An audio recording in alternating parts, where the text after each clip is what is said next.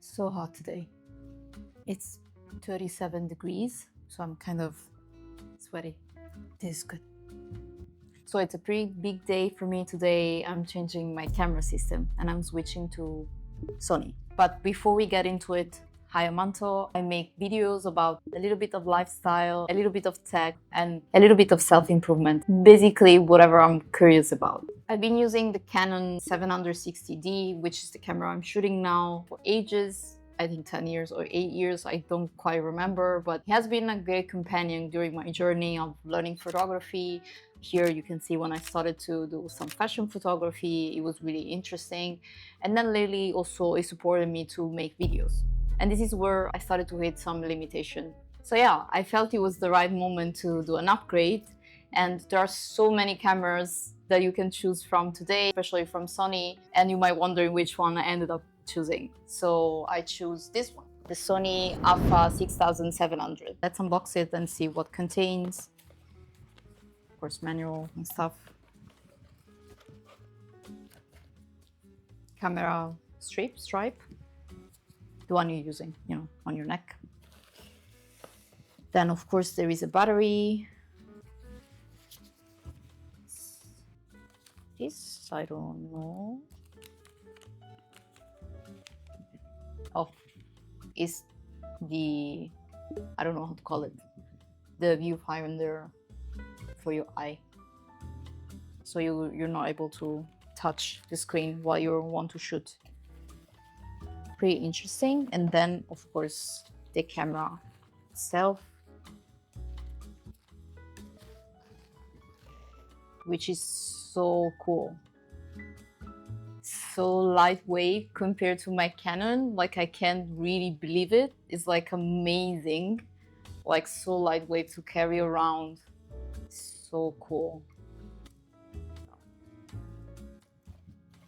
I don't know if it was just me or I don't remember in the past, because I think I'm kind of naive and I thought also the charger would come in the package, but unfortunately no, it wasn't in the box, so because I didn't buy it before. But the good thing about this one is that you can charge the battery while it's basically in the camera with USB-C, which is like comes I think pretty handy, but I don't know, like I'm not a big fan of it. I think it's like really nice to have in case of, emergency, but yeah, I rather prefer to charge the battery outside the camera.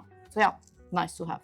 So this is not going to be the full spec details about the camera itself. I think there are so many around it, but I wanted to cover why I picked this camera as an upgrade. Let's go over it. First of all, image quality. My old camera, which you're watching the video right now, wasn't able to shoot 4K videos, which today it's pretty common and standard. So upgrading the quality of the video I make was definitely one of my priority. Besides being 4K, it has 10-bit color depth, which is gonna make color grading really amazing because it gives so much more flexibility and color to work with. This is definitely one of the things that made me pick this camera. Second is low light performances. I shoot both indoor and outdoor. I needed like a camera that was able to also handle low light conditions, and this does it amazing.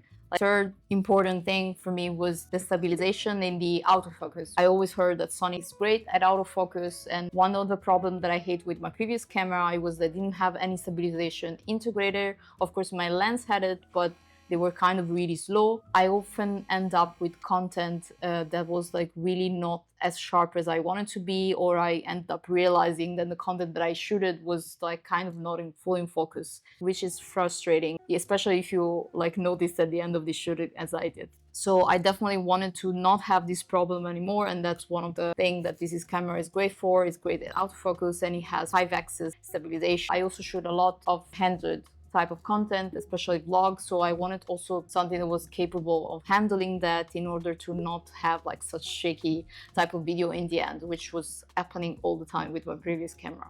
4 parameters for me was that he has to be compact because I'm traveling a lot lately until I will have like a more stable situation. So I wanted something that was really easy to carry, and you can see this is like really tiny and light-handed. So yeah, it's really perfect for travel.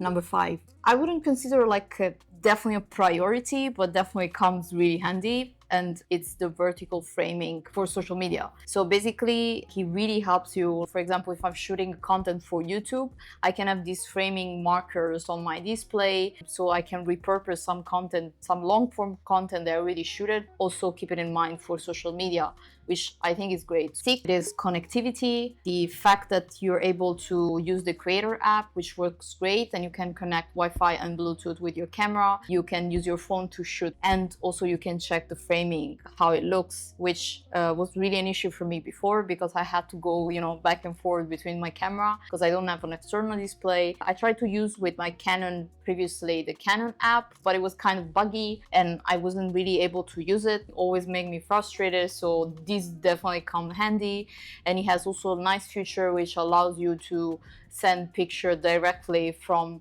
your camera to your phone. Is really amazing. And last but not least, it's not a full frame camera, it's still an aps-c. I didn't want to go straight to full frame because I think I'm still learning. I want to give myself more time to learn and make the most out of this, and I think this works perfectly. And also, of course, the budget, which bring me to this next session. This one was not cheap, but I think it was really affordable for the quality that it provides, and at the moment it's 1,440 on Amazon Italy. Plus you can have a €100 cashback from Sony on this model. There are some other model like you can get even 200 I think until July, so you kind of have like few days left to use this promo if you want. So I think this was the best option I could get for the things I was looking for, so I think it's great. I'm pretty happy with it. So let's talk about what lens I'm pairing this camera with. Let's put the camera a little bit aside, and the lens I picked is the Tamron 1770mm f2.8. Let's open it together.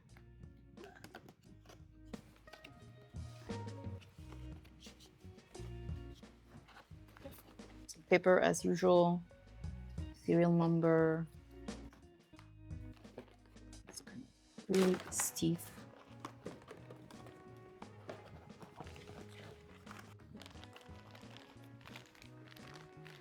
As you can see, it's a zoom lens. One of the problems that I used to hit so many times with my Canon, it was that I had 2 lenses. So I had a wide lens and also a 50mm lens, which I used for mostly details and close-up. But of course, I ended up switching the lenses a lot, which kind of break the rhythm that I had like while I was filming. So one of the criteria for the upgrade, I wanted to have a zoom lens in order to just, you know, go straight and film whatever I wanted. And this is perfect because it allows you to make wide angle and detailed shot like without switching anything. You can just zoom in and it's perfect. And the aperture is so nice, like it's 2.8, which allow you to have a pretty blurred backgrounds, and paired with Sony, like it's really perfect for handling low light condition, which I really love. It is heavier, of course, it's kind of bulky, so might be not the best for travel with, but this is the downside of having a zoom lens. But yeah, I think for the moment this is the best option I could get. Eventually I think I'm gonna buy also a wider lens just for vlogging on the go, so stay tuned for the upcoming videos. Let me show you how it also looks on the camera, which you can see it's kind of like the camera is so tiny but the lens is like really big. So you might have the feeling that the weight is all on front, which might be kind of heavy when you want to shoot handed. Like, of course, there is no problem with the tripod, but yeah, just that you'll be aware of. As a bonus to pair with the lens, I also bought 2 filters. One is the Tiffany Mist Filter 1.8, which is I think like a really premium brand. I honestly never bought anything from them before. And the other one is an ND filter. So let me show you both. The Tiffany Mist Filter, I didn't know, I just discovered recently. It gives you this kind of glowy, bit dreamy, kind of a softened glow on the highlights. I was honestly a little bit disappointed by the packaging because you can see it's like it literally came like this. I was expecting a little bit more from the packaging, maybe like also a little bit sleeve to carry around, but yeah, it didn't have anything. And then the other one is it's an ND filter, which is like perfect for shooting in bright condition, especially if you want to use the right shutter speed and wide aperture, so you can control the exposure with this without, you know, worrying about having your scenes overexposed, which comes really handy. I never had it before and it's like life-changing. And instead for this, like I was really surprised. I think it's considered a little bit of a budget brand, but actually the quality was like really amazing and became like with really nice packaging and sleeves, which Tiffany didn't have, for example. Really surprised, and it comes so handy because I can carry it around also when I'm not using it. This is the filter. So basically it has this kind of dots, so you can simply switch this wheel and it's gonna like correct the exposure like of your scene, like make it darker and kill a little bit the highlights. Like it comes really handy, and also it's really easy to use with this handle. So yeah, definitely like a nice pick, and the material also really feel premium. I also didn't experience any vignetting, like darker corners with this, which sometimes you might have if you use like wide angles, and especially if you stick up multiple filters together, which I didn't end up having with this one with the Tamron 17. So I'm really happy with it. So I can use both at the same time, so I can just stick it up. So yeah, definitely a nice pick.